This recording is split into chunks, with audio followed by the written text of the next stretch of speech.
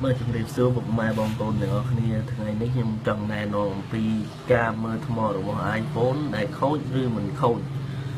បាទយើងមិនងងយើងចូលកម្មវិធី App Store ចូលមក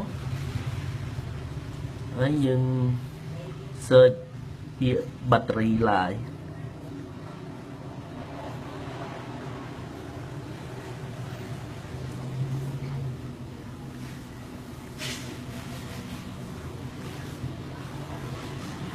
ហើយយើង download ឈ្មោះកម្មវិធី battery live មកដល់ពេលយើង download ចប់ហើយវាចេញបែបនេះបាទយើង cancel វាមកហើយនេះជាថ្ម iPhone 6 Plus ដែលវានៅសល់ត្រឹម gold ទេបើសិនជាល្អវានៅ very gold អញ្ចឹងថ្មខ្ញុំវាខូចអស់ 7.4% ហើយអញ្ចឹងលោកអ្នកសុំមេត្តាមើលកន្លែងនេះទាំងអស់គ្នា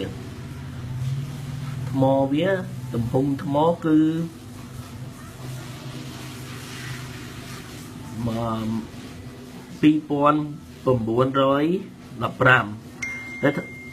ថ្មខ្ញុំនេះវាខូចនៅសល់តែ 2700 ទេ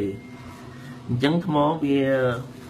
លក្ខណៈថាខូចអស់ 7.4% ហើយនេះជាការណែនាំរបស់ខ្ញុំដែលរបៀបមើលថ្មខូចឬមិនខូចអរគុណដែលបានទស្សនាវីដេអូនេះបាទ